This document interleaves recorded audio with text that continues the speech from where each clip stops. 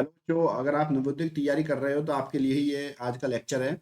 और इस तरह के लेक्चर जो आपको हर एक दिन जो है नए नए चैप्टर के साथ मिलेंगे। जितने आपको 19-20 चैप्टर हैं, पूरे चैप्टर यहाँ पे कराए जाएंगे। ठीक है, तो चलिए देखते हैं। पहला प्रश्न बड़े ध्यान से देखिएगा बच्चों। प्रश्न में कहा गया है कि जो आपको संख्या दी गई है 6453, इसमें 6 के स्थानीय मान और अंकित मान का अंतर क्या होगा। तो पहले बच्चों आपको स्थानीय मान पता होना चाहिए क्या होता है और अंकित मान क्या होता है। दोनों चीजें आपको पता होनी चाहिए। संख्या हमारी 6453। स्थानीय मान की बात करें तो 6 का स्थानीय मान देखेंगे इकाई, दाही, सैकड़ा और हजार। तो 6 का स्थानीय मान यहाँ पे कितना हो गया, 6000। और अंकित मान क्या होता है। अंकित मान जो होता है वो उसके स्थानीय मान पर निर्भर नहीं करता है। अंकित मान मतलब कि फेस वैल्यू, जैसी जो संख्या जैसी दिखती है वैसी होती है। तो 6 का अंकित मान हमेशा 6 ही रहेगा। अंकित मान कभी भी बदलता नहीं है। तो 6000 में से 6 आपको माइनस करना है, क्योंकि दोनों का अंतर आपको घटा दे बताना है। तो 6000 में से 6 घटाएंगे तो कितना आ जाएगा, 5994। तो आपका उत्तर होगा ये। कभी भी आपको स्थानीय मान में से अंकित मान घटाना हो तो स्थानीय मान क्या होगा, इकाई, दाई, सैकड़ा, हजार, 10,000 कर लीजिएगा। जहां पे भी अगर ये 1000 पे है तो 1000 से गुणा कर दोगे, 6000 इसका स्थानीय मान। और अंकित मान तो कभी बदलता ही नहीं है। तो ऑप्शन नंबर 1 इसका आंसर आ जाएगा। ये देखते हैं दूसरा। 50 से 100 तक कुल अभाज्य संख्याएं बताइए। 50 से 100 तक कुल कितनी अभाज्य। तो अभाज्य संख्या क्या होती है बच्चों। अभाज्य संख्या वो संख्याएं होती हैं जो संख्या किसी से नहीं कटती हैं। जो संख्या किसी से नहीं कटती है उनको हम क्या कहते हैं बच्चों, अभाज्य संख्याएं कहते हैं।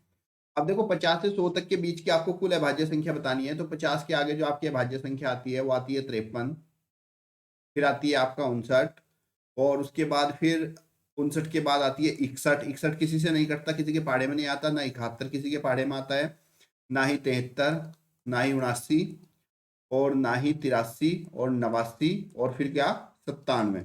तो 50 से 100 तक की जो अभाज्य संख्याएं होती हैं वो आपकी कुल है 1 2 3 4 5 6 7 8 9।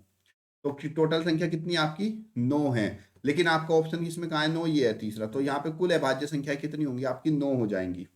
ठीक है बच्चों, तो यहाँ पे कुल अभाज्य संख्या आपकी 9 है। एक बार फिर से चेक कर लेना कि कोई छुट्टी तो नहीं है। 53, 59, 61 में 62, 63, नहीं 67। एक संख्या यहाँ पे और आएगी 67। तो आपकी 9 नहीं, कुल संख्या अभाज्य 10 होंगी। तो आपका ऑप्शन नंबर क्या होगा यहाँ पे, पहला 10। आपको जब हम अभाज्य संख्या देखनी है तो ध्यान से देखिएगा, कोई संख्या छूट तो नहीं रही है। इसीलिए मैंने यहाँ पे एक संख्या को छोड़कर फिर से आपको बताया कि पहली बार में आपको डिसीजन पे नहीं पहुंचना, एक बार फिर से आपको चेक कर लेना। और अभाज्य संख्या क्या होती है, ऐसी संख्या है जो किसी से नहीं कटती, किसी के पहाड़े में नहीं आती। ऐसी संख्या को हम अभाज्य संख्याएं कहते हैं। प्रश्न संख्या 3 देख लीजिए। 3 अंकों की सबसे छोटी संख्या है। 3 अंकों की सबसे छोटी संख्या कौन सी होती है। तो बच्चों हमें अगर 3 अंकों की छोटी संख्या निकालनी है तो 3 अंकों की सबसे छोटी संख्या क्या होगी, 100 हो जाएगी। अगर हमें 4 अंकों की छोटी संख्या निकालनी होती है तो एक के आगे 3 जीरो लगा दोगे तो 1000 हो जाएगा। तो जितने भी हमें अंकों की छोटी संख्या निकालनी होती है उसके आगे उतने ही जीरो और एक साथ में लगा देते हैं। तो 3 अंकों की सबसे छोटी संख्या आपकी क्या हो जाएगी, यहाँ पे 100 हो जाएगी। ओके, अगला देखते हैं। 3 अंकों की सबसे बड़ी संख्या। जितने अंकों की सबसे बड़ी संख्या में चाहिए होती है इतनी बारी हम 9 9 लिख लेते हैं। अगर 3 अंकों की पूछी है तो 3 बार 9 लिख देंगे तो 999 हो जाएगा। अगर आपसे 4 अंकों की पूछी होती तो 4 बार आप 9 9 लिख दोगे तो आपका ये हो जाएगा। 5 होता तो 5 बार लिख लेते हैं। ओके, प्रश्न संख्या 4। प्रथम दो अभाज्य संख्याओं का योग क्या होगा। तो सबसे पहले बात करते हैं अभाज्य संख्याएं क्या होती हैं। तो अभाज्य संख्या जो किसी से नहीं कटती, पहली अभाज्य संख्या आपकी 2 होती है और दूसरी अभाज्य संख्या आपकी 3 होती है, क्योंकि 2 3 किसी से नहीं कटते। और दोनों का योग निकालना है तो दोनों का योग आपका 5 हो जाएगा। उत्तर नंबर आपका 2 है इसका। अगला देखिए। वह अभाज्य संख्या, अभाज्य का दूसरा नाम रूट भी होता है। कभी कभी रूट संख्या के नाम से भी, तो आपको कंफ्यूज नहीं होना। बताइए जिसका इकाई स्थान पर 5 हो। ऐसी अभाज्य संख्या बताओ जिसके इकाई स्थान पर क्या हो, 5 हो। अब यहाँ पे बच्चों अभाज्य संख्या की बात हो रही है तो अभाज्य संख्या देखें तो 105 तो भी, ये भी कट जाएगा, ये भी कट जाएगा। तो ऐसी संख्या केवल एक ही होती है जिसकी इकाई स्थान पर 5 होती है और वह अभाज्य भी, तो वो सिर्फ 5 होगी। तो आपका ऑप्शन नंबर यहाँ पे 4 आ जाएगा। क्योंकि अगर किसी भी संख्या के इकाई अंक में 5 है तो वो भाज्य होती नहीं है, वो अभाज्य नहीं होती कभी भी, तो इसलिए 5 ही रहेगा। वह अभाज्य संख्या जो सम और अभाज्य हो, ऐसी संख्या जो साथ में सम भी हो और साथ ही अभाज्य भी हो, यानी कि किसी से कटे भी ना और साथ में संख्या सम भी होनी चाहिए। तो ऐसी केवल एक ही संख्या होती है, 2। सबसे पहली अभाज्य संख्या होती है ये सम भी होती है और साथ ही अगर आप देखो तो 2 किसी से कटता नहीं है तो ये अभाज्य भी होता है। तो आपका ऑप्शन नंबर पहला जो है बिल्कुल राइट आंसर हो जाएगा। अगला प्रश्न है आपका 03 03478 से बनी सबसे बड़ी संख्या और सबसे छोटी संख्या का अंतर क्या है। आपको कुछ अंक यहाँ पे दे दिए गए हैं और इन अंकों से आपको पहले सबसे बड़ी संख्या बनानी है। तो पहले आप यहाँ पे सबसे बड़ी संख्या बना लो, सबसे बड़ी संख्या। तो सबसे बड़ी संख्या आपकी क्या होगी, ध्यान से देखिए। जब हम सबसे बड़ी संख्या बनाते हैं बच्चों, तो बड़ी संख्या बनाने के लिए हमें क्या करना होता है, सबसे पहले बड़ा अंक रखेंगे, उसके बाद 8 से छोटा है 7, फिर 4, फिर 3 और फिर 0। हम अंकों को हमेशा हम अंकों को अवरोही क्रम में लिखते हैं, बड़े से छोटे की तरफ लिखते हैं। तो उन अंकों से बनने वाली जो संख्या होती है वो सबसे बड़ी संख्या होती है आपकी। अब इन्हीं अंकों की सहायता से हमें सबसे छोटी संख्या बनानी है। तो जब हम सबसे छोटी संख्या बनाएंगे तो बच्चों हम इसको उल्टा लिखेंगे। सबसे छोटी संख्या बनाने के लिए हम इसको उल्टा लिखेंगे। लेकिन हमें एक बात ध्यान रखनी है, जब हम सबसे छोटी संख्या बना रहे होते हैं तब हमें हमेशा ये बात ध्यान रखना है कि जीरो को कभी भी शुरू में नहीं लगा देना।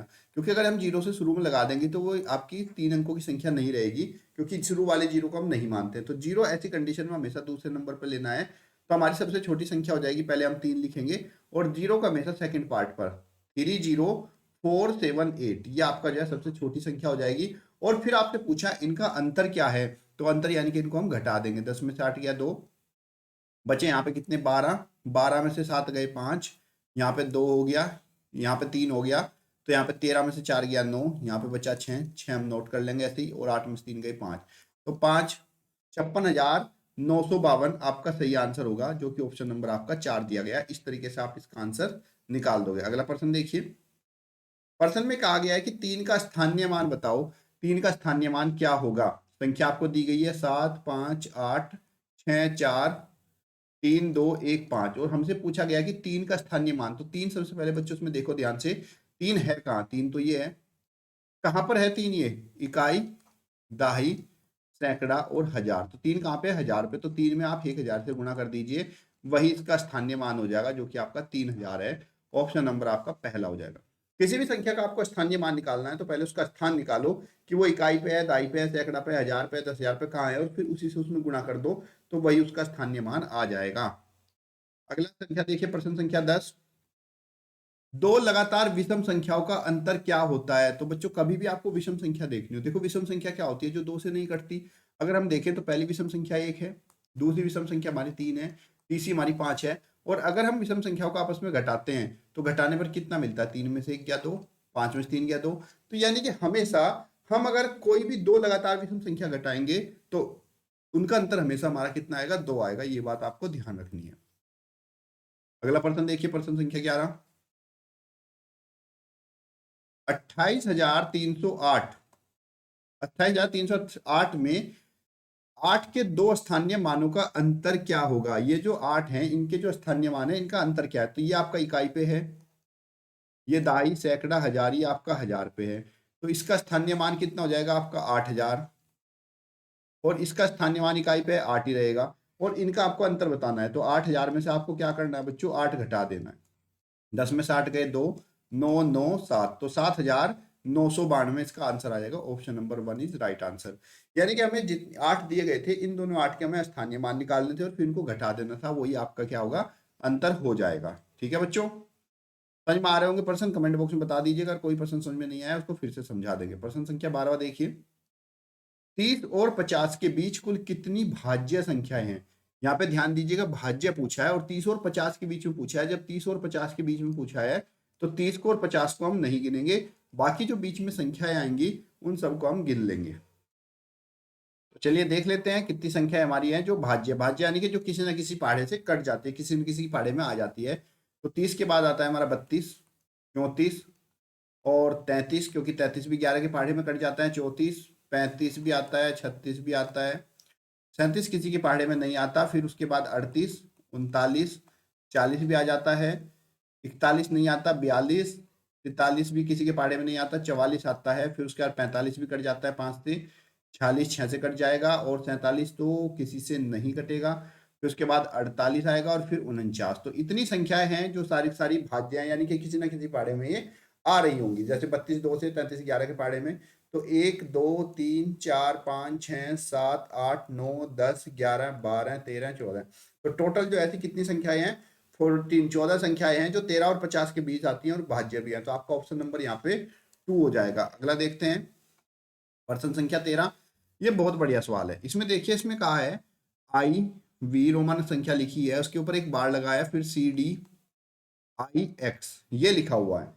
तो सबसे पहले बच्चों आपको जानना है बार का क्या मतलब है। मान लीजिए मैंने यहाँ पे 3 लिख दिया और 3 के ऊपर बार लगा दिया, तो सीधा सीधा इसका मतलब हो जाएगा कि 3000 लिखा हुआ है। अगर मैंने यहाँ पे 9 लिखा है, 9 के ऊपर बार लगाया, तो इसका मतलब है 9000 है। यानी कि ये बार जिसके ऊपर लगा देते हैं उसका मतलब है उसकी गुणा 1000 से कर देते हैं। अब इसी के अनुसार हम इन संख्याओं को देखेंगे, तो ये 4 है तो इसके ऊपर बार लगाया तो ये पूरा हो गया हमारा 4000। ठीक है। उसके बाद हमारा सी डी है।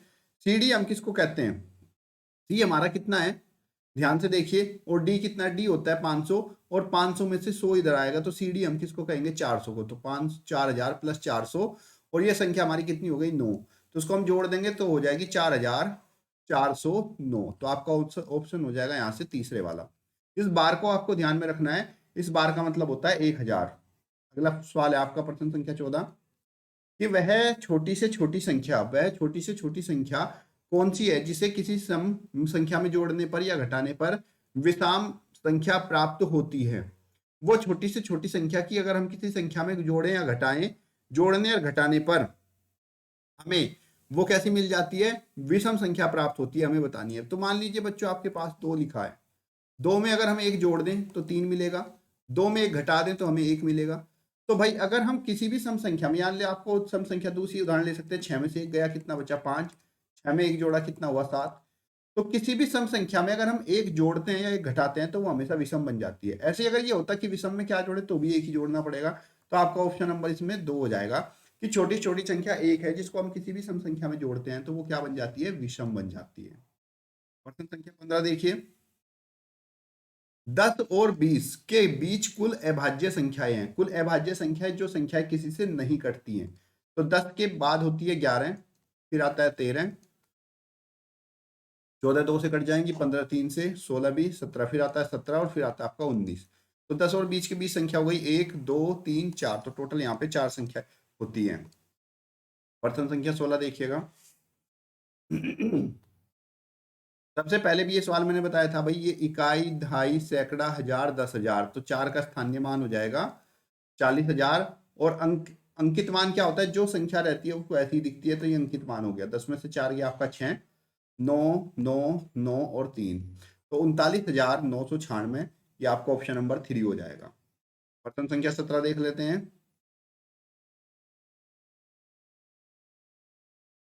2 अंकों की सबसे छोटी अभाज्य संख्या, 2 अंकों की सबसे छोटी अभाज्य संख्या। तो भाई 2 अंक की संख्या शुरू होती है 10 से, लेकिन 10 तो हमारा कट जाता है 2 से, तो ये तो भाज्य हुआ नहीं, तो ये तो भाज्य हो जाएगा। 10 के बाद आता है 11, और 11 आपका किसी के भी पहाड़े में नहीं आता। तो 2 अंकों की सबसे छोटी अभाज्य संख्या जब भी आपसे पूछी जाएगी तो आपकी 11 होगी। प्रश्न संख्या अगला देखते हैं, लास्ट प्रश्न है आपका। 80,905 को 80,905 को 80,905 को संख्यात्मक रूप में लिखने पर क्या प्राप्त होगा। तो 80,950 बच्चों ऐसा लिखा जाएगा। ऑप्शन नंबर 2 आपका सही है। जितने बच्चे यहाँ पे नवोदय की तैयारी कर रहे हैं खूब मन लगाकर इस चैप्टर को समझिएगा, करिएगा। इसमें से आपको जरूर पेपर पर्सन मिल जाएंगे, और साथ ही साथ आपको डेली एक नया चैप्टर मिलता रहेगा। तो वीडियो से जुड़े रहें और अपने बच्चों सभी दोस्तों के साथ भी शेयर करें। धन्यवाद। जय हिंद, जय भारत।